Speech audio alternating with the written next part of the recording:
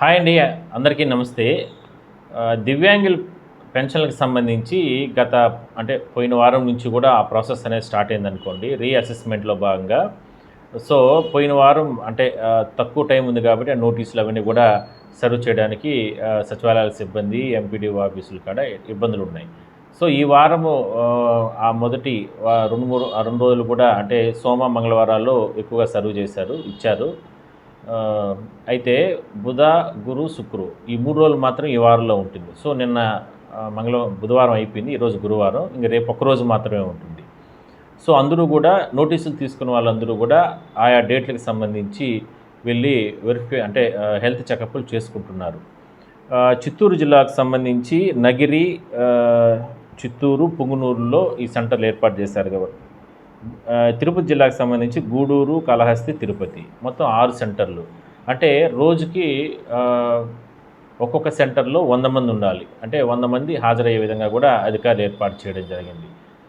So, దాన్ని పర్యవేక్షణ చేస్తున్నారు. వీడియోగ్రఫీ అన్నారు, ఫోటోగ్రఫీ అన్నారు. మొత్తం మీద కొన్ని చోట్ల చేస్తున్నారు, కొన్ని చోట్ల చేయట్లేదనే ఆరోపణలు అయితే ఉన్నాయి.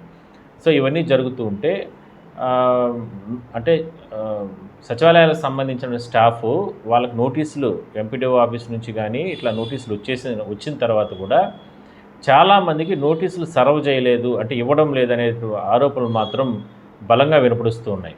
ఎందుకంటే నోటీసులు వచ్చిన తర్వాత సంబంధించిన వాళ్ళకి కేవలం ఫోన్లు చేసే వచ్చి ఇక్కడికి వచ్చి నోటీసులు తీసుకొని వెళ్ళండి అని చెప్తున్నారు అంతే తప్ప. ఎందుకంటే ఆల్రెడీ వీళ్ళు సచివాలయాల స్టాఫు గ్రామ సచివాలయాల వద్ద వాళ్ళు గతం నుంచి కూడా మేము వాలంటీర్ ఉద్యోగం మేము చేయము, మేము ఓన్లీ ఆఫీస్ ఉద్యోగమే మేము చేస్తాము, కాబట్టి ఎవరైనా సరే వాళ్ళు ఇక్కడికే వచ్చి మీరు పింఛన్లు తీసుకోవాలి. ఎందుకంటే మొన్న ఈ అక్టోబర్ నెలలో పింఛన్లు తీసుకునే సందర్భంలో కూడా చాలామంది సచివాలయాల వద్దే వెళ్ళి పెద్ద ఎత్తున అక్కడే గంటల సమయం ఉండి వాళ్ళు ఇబ్బందులు పడిన పరిస్థితి మనం చూసాం. నెక్స్ట్ వచ్చే నెల కూడా ఆ పరిస్థితే కొనసాగే అవకాశం అయితే ఉంటుంది. ఈ నోటీసుల విషయంలో కూడా వీళ్ళెవరు కూడా అక్కడికి వెళ్ళడం లేదు, గ్రామాల్లోకి వెళ్ళడం లేదు, పల్లెల్లోకి వెళ్ళడం లేదు, పట్టణాల్లో కూడా సచివాలయాల స్టాఫు ఎవరు కూడా వాళ్ళ దగ్గరికి వెళ్ళి లబ్ధిదారుల దగ్గరికి వెళ్ళి మీరు రీఅసెస్మెంట్లో భాగంగా నోటీసులు పెట్టుకున్నారు కాబట్టి మీకు ఇంకా నోటీస్ ఇవ్వండి అని చెప్పి ఇచ్చిన పరిస్థితి లేదు. వాళ్ళకే ఫోన్లు చేసి ఎంతసేపు మీరే రండి అని చెప్పి వాళ్ళకు ఇస్తున్నారు. సో, అలా తీసుకున్న వాళ్ళకి మాత్రం ఆ నోటీసులకు సంబంధించి డేట్లు వేస్తున్నారు, ఇస్తున్నారు. కొంతమంది కాంటాక్ట్ లేని వాళ్ళు, లేదంటే ఒకవేళ ఫోన్ నెంబర్లు ఏదో కొత్త నెంబర్లు కదా అని ఏదో కూలి పనులు చేసుకుంటూ ఉంటారు, లేదంటే రకరకాల ఇబ్బందులు పడుతూ ఉంటారు, రకరకాల సమస్యల్లో ఉంటారు. కొత్త నెంబర్ కదా అని చెప్పి ఎత్తకుండా పోయిన వాళ్ళు, ఇట్లా మిస్ అయిన వాళ్ళు ఇంకా వాళ్ళకు సంబంధించి చాలా తీవ్ర ఇబ్బందులు ఎదుర్కొనే అవకాశం అయితే ఉంటుంది. అంటే అధికారులు ఏం చెప్తున్నారు, నోటీసులకు సంబంధించి మాత్రం మానవతా దృక్పథంతో ఎట్టి పరిస్థితుల్లో కూడా దివ్యాంగులకు సంబంధించి ఈ పెన్షనర్లకు సంబంధించి రీఅసెస్మెంట్ పెట్టుకున్న వాళ్ళకందరికీ కూడా మీరే ఇళ్ల వద్దకు వెళ్ళి దగ్గరికి వెళ్ళి ఇచ్చేయండి, లేదంటే వాళ్ళకు సమాచారం వెంటనే ఇచ్చి ఆ డేట్ల ప్రకారం మీరు చేయించండి వాళ్ళకి హెల్త్ చెకప్లు అనేది అంటున్నారు. కానీ సచివాలయాల స్టాఫ్ మాత్రం ఈ రకంగా ఇబ్బందులు గురి చేస్తున్నారనేది ఆరోపణలు మాత్రం బలంగా వినపడుస్తూ ఉన్నాయి. మరోవైపు ఏంటంటే ఈ ప్రాసెస్ కన్నా తొందరగా చేయగలిగితే ఈ నోటీసులు అనేది తొందరగా కంప్లీట్ చేయగలిగితే, ఎందుకంటే నేను ఈ గత 2-3 రోజుల్లో చూస్తే రాష్ట్ర వ్యాప్తంగా చాలామంది నాకు నేను చేసిన వీడియోస్కి కామెంట్స్ పెట్టడం జరిగింది.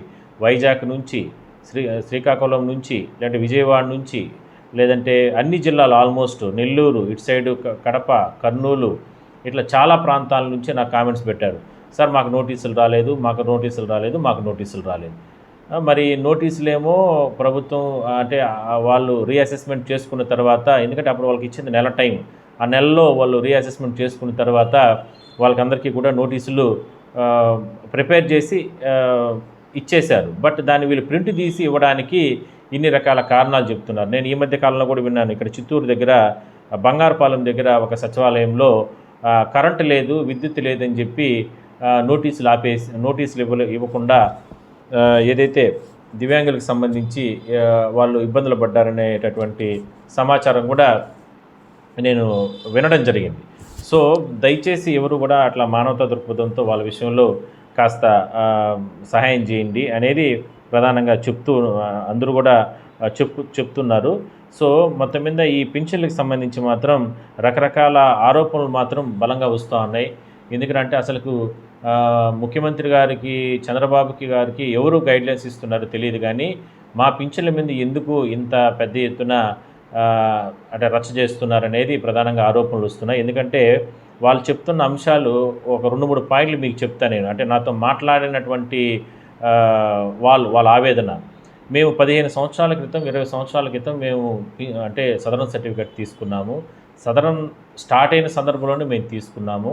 అప్పుడు డాక్టర్ల బృందాలు, డాక్టర్ కాదు, డాక్టర్ల బృందాలు మాకు సదరన్ సర్టిఫికేట్లు వాళ్ళు అంటే బృందాలు అంటే లోపల అక్కడ చెకింగ్ జరిగే సందర్భంలో, హెల్త్ చెకప్లు జరిగే సందర్భంలో దాదాపు ఒక 5-6 మంది బృందాలు వాళ్ళు డాక్టర్లు దగ్గరుండి మాకు ఆ హెల్త్ చెకప్లు మాన్యువల్గా కావచ్చు అన్ని రకాలుగా హెల్త్ చెకప్లు చేసిన తర్వాత మాకు ఈ సర్టిఫికేట్లు ఇచ్చారు. అందరిపైన అన్ని ఆ సర్టిఫికేట్ల దగ్గర అందరు డాక్టర్ల సంతకాలు కూడా ఉంటాయి. మరి ఇది ఎన్నాళ్ళ పాటు మేము కొనసాగించుకున్నాం. దీనివల్ల మేము ఎంతోమంది ఉద్యోగాలు తీసుకున్నారు.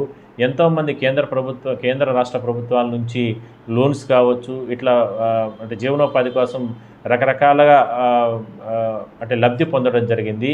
మరి ఇప్పుడు సర్టిఫికెట్లు ఫేక్, ఇప్పుడు వీళ్ళు సర్టిఫికెట్లు ఫేక్ అంటున్నారు. మరి ఈ సర్టిఫికెట్లు ఇప్పుడు ఫేక్ అయితే మరి ఆ ఇన్ని రోజులు తీసుకున్నటువంటి ఆ లబ్ధి అంతా కూడా ఫేకే కదా. మరి గవర్నమెంట్ ఉద్యోగాలు పొందిన వాళ్ళు కూడా ఎంతోమంది ఈ సదరన్ సర్టిఫికెట్తోనే ఉన్నారు. మరి వాళ్ళందరినీ గవర్నమెంట్ ఉద్యోగాల నుంచి తొలగిస్తారా? ఎందుకంటే రిజర్వేషన్లకు సంబంధించి ఎన్నో వాళ్ళకి బెనిఫిట్స్ ఉంటాయి. ఇప్పుడు ఈ రకంగా ఫేక్ అనడం కరెక్ట్ కాదనే అభిప్రాయం మాత్రం చాలామంది చెప్తున్నారు. ఎన్నో వేల కోట్ల రూపాయలు ప్రజలకు సంబంధించి ప్రభుత్వం ఖర్చు చేస్తూ ఉంది.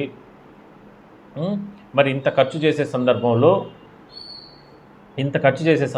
ఇది ఒక పెద్ద ఖర్చేం కాదు, కష్టమేం కాదు. మరి అలాంటి తరుణంలో మాకెందుకు ఇన్ని రకాలుగా ఇబ్బందులు పెడుతున్నారంటూ కూడా వాళ్ళు చెప్పుకుంటూ వస్తున్నారు.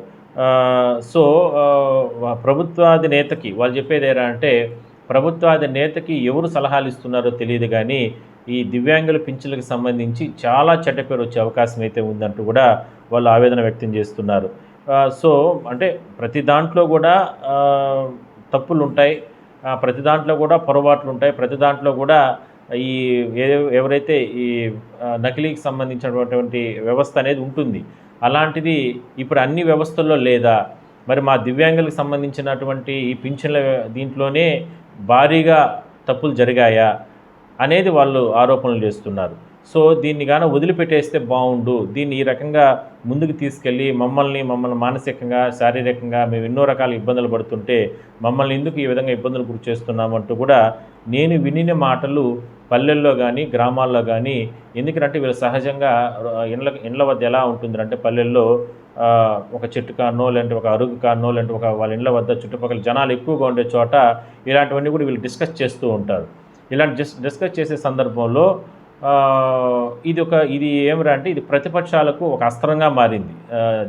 ఈ పింఛన్ల ఇష్యూకి సంబంధించి మేము ముందే చెప్పాం కదా, చంద్రబాబు అధికారంలోకి వస్తే ఏమీ చేయడు అంటూ కూడా ఇప్పుడు కూడా చెప్తూ ఉంటారు ప్రతిపక్ష పార్టీలకు సంబంధించి. వాళ్ళకు ఈ పింఛన్లకు సంబంధించి ఒక అస్త్రంగా మారింది. వీళ్ళు పల్లెల్లో పాపము ఎక్కడ చూసినా కూడా దివ్యాంగులకు సంబంధించి కావచ్చు, వీళ్ళు పింఛనర్లు రకరకాలుగా మాట్లాడుకుంటున్నటువంటి మాటల్ని వాళ్ళు పెద్ద ఎత్తున సోషల్ మీడియాలో పెద్ద ఎత్తున వైరల్ చేస్తూ ప్రభుత్వానికి చెడ్డపేరు తెచ్చే రకంగా చేస్తున్నారు అనేది ప్రధానంగా ఆరోపణలు వస్తున్నాయి. మరి దివ్యాంగులకు సంబంధించి మానవతా దృక్పథంతో కావచ్చు, అదేవిధంగానే అంటే వాళ్ళు అడిగేది ఒకటే, గైడ్లైన్స్ అప్పట్లో ఉనింది ఒకటే, ఇప్పుడు ఒకటే. ఇప్పటి వరకు జరిగినటివి, ఇప్పటి వరకు ఉన్నటివి వదిలిపెట్టేసి ఇక మీదట చేయాల్సింది, అంటే ఏది కూడా ప్రభుత్వం ఇక మీదట ఏ విధంగా మనం భవిష్యత్తులో ఈ దివ్యాంగులకు సంబంధించి కావచ్చు, ఈ పెన్షన్లకు సంబంధించి కావచ్చు, ఇవన్నీ కూడా ఏ విధంగా మనం స్ట్రీమ్లైన్ చేసుకురావాలి, ఏ విధంగా ఒక పద్ధతి ప్రకారం దాన్ని అంటే దీంట్లో అక్రమాలు జరగకుండా, దీంట్లో పొరపాట్లు జరగకుండా చేయాలి, దానిపైన కానీ దృష్టి పెడితే బాగుంటుంది. ఈ పాత విషయాల్లో ఇప్పటివరకు తీసుకున్న సదరన్ సర్టిఫికెట్లు కానీ వాళ్ళు ఏమంటున్నారు, ఇందాక మనం మాట్లాడుకుంటున్నట్టు మరి ఆ పాత 10-15 సంవత్సరాలు 20 సంవత్సరాలకు ముందు సదరన్ సర్టిఫికెట్లు మేము తీసుకుంటే దాని ద్వారా ఇవాళ దివ్యాంగులు కావచ్చు వీళ్ళందరూ ఎంతోమంది ఉద్యోగాలు పొందుతున్నారు. మరి ఆ ఉద్యోగాలను వెనక్కి తీసుకుంటారా? మరి ఈ సదరన్ సర్టిఫికెట్ ఫేక్ అన్నప్పుడు ఆ ఉద్యోగం కూడా ఫేకే కదా. ఇట్లా రకరకాలుగా వాళ్ళు తీసేసుకోమని చెప్పి వాళ్ళు ఎక్కడ కూడా డిమాండ్ చేయట్లేదు. కానీ అలా తప్పుల్ని ఎందుకు మీరు చేస్తారు అనేది వాళ్ళ ఆవేదన. అంటే సహచరి వాళ్ళకి ఇట్లా అన్యాయం చేయండి అనేది వాళ్ళు ఎక్కడ కూడా ఎస్టాబ్లిష్ చేయట్లా. కానీ దాన్ని వాళ్ళు చెప్పడం ఏమి, మమ్మల్ని అంటే ఉద్యోగం అనేదే కాదు, ఎన్నో రకాల బెనిఫిట్స్, లోన్స్ తీసుకుంటారు, లేదంటే చిన్న చిన్న కుటీర పరిశ్రమలు పెట్టుకుంటారు, లేదంటే రకరకాలుగా బెనిఫిట్స్ పొందుంటారు. మరి అంటే సదరన్ సర్టిఫికేట్ తప్పు అని మీరు ఎట్లా అంటారు? గతంలో సదరం స్టార్టింగ్ అయిన తర్వాత ఎన్నో రకాలుగా ఈ సర్టిఫికెట్లు మేము తీసుకున్నాము. మరి ఇప్పుడు అప్పుడు ఇవన్నీ ఇది తప్పైతే అవన్నీ కూడా తప్పే కదా అనేది వాళ్ళు చెప్పడం. కానీ దీన్ని ఎందుకు ప్రభుత్వాధినేతకు అధికారులు కావచ్చు, లేదంటే ప్రజాప్రతినిధులు ఎన్నికైనటువంటి వాళ్ళు ఎందుకు చెప్పడం లేదు అనేది వాళ్ళ ఆవేదన. వాళ్ళ ఆవేదనలో నిజం ఉంది, న్యాయం ఉంది, ధర్మం ఉంది. సో దానిపైన మీరు కూడా ప్రభుత్వాది పెద్దలు కూడా మీరు కూడా ఆలోచిస్తే బాగుంటుంది అనేది మాత్రం వాళ్ళ ఆలోచన.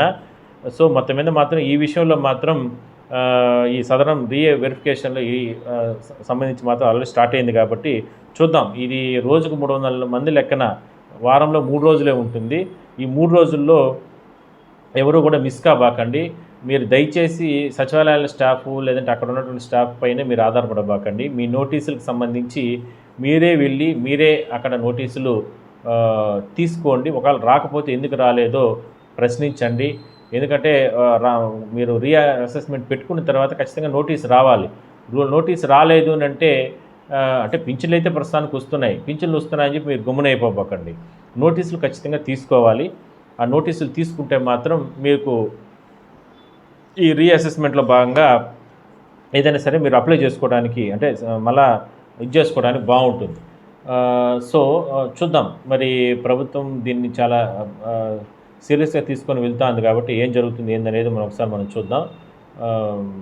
నెక్స్ట్ వీక్ అంటే రేపు ఒక్కరోజే ఉంది దీనికి సంబంధించి. రేపు ఎవరెవరికి నోటీసులు వచ్చుంటే వాళ్ళందరూ కూడా రేపు అటెండ్ అవ్వండి. నెక్స్ట్ ఇంకా దీపావళి వస్తుంది కాబట్టి దాని తర్వాత నెక్స్ట్ వీకే ఉంటుంది కాబట్టి ఆ సందర్భంలో కూడా నోటీసులకు సంబంధించి మాత్రం మీరే చొరవ తీసుకొని మీరే లబ్ధిదారులు మీరు వెళ్ళి దానికి సంబంధించి మీరు నోటీసులు తీసుకొని, ఇంకా ప్రభుత్వం ఒక నిర్ణయం తీసుకునేది కాబట్టి నాకు తెలిసి ఎవరికి అన్యాయం అయితే జరగదు. అంటే నాకు ఉన్నటువంటి సమాచారం కూడా ఇప్పుడు జరిగినటువంటి రీవెరిఫికేషన్లో కూడా 100కి అనుకోండి, ఒక 100కి ఏదో ఒక ఇద్దరికో ముగ్గురికో లేదంటే ఒక 5 మందికో అనుకో అట్లా ఏదన్నా ఈ పర్సంటేజ్ విషయాల్లో 10 మందికో 15 మందికో ఇట్లాంటి విషయాలు చిన్న ఉండొచ్చు అంతే తప్ప భారీగా అయితే నకిలీలు అయితే లేదండి, ఉండవండి. భారీగా ఉండే ఛాన్స్ కనపడడం లేదు కాబట్టి ఎవరు కూడా ఆందోళన అధైర్యపడబాకండి. ప్రశాంతంగా మీరు వెళ్ళి మీరు దానికి సంబంధించి హెల్త్ చెకప్ చేసుకోండి. అనవసరంగా మీరు కంగారు పడి మీ ఇంట్లో కుటుంబ సభ్యులను ఎవరిని కూడా కంగారు పట్టిపోకండి. అదేవిధంగానే బయట రకరకాలుగా మీరు అంటే ప్రభుత్వానికి వ్యతిరేకంగా కొంతమంది ఉంటారు కదా, వాళ్ళతో మీరు ఎక్కడ కూడా ఇట్లా మౌత్స్ ఆఫ్ పబ్లిసిటీ కానీ ఇలాంటి రకరకాలుగా మాకు అన్యాయం చేస్తున్నారని అట్లాంటివన్నీ ఎక్కడ కూడా మాట్లాడబాకండి. మంచిగానే జరుగుతుంది, మీకు అందరికీ మంచిగా జరుగుతుంది నా సొంత అభిప్రాయం. కాబట్టి దయచేసి కాస్త ఓపిక బట్టి ప్రశాంతంగా ఉండండి. చూద్దాం నెక్స్ట్ స్టెప్లో ఏం జరుగుతుంది అనేది మళ్ళీ ఒకసారి మీకు నేను సమాచారం ఎప్పటికప్పుడు చెప్పే ప్రయత్నం చేస్తాను.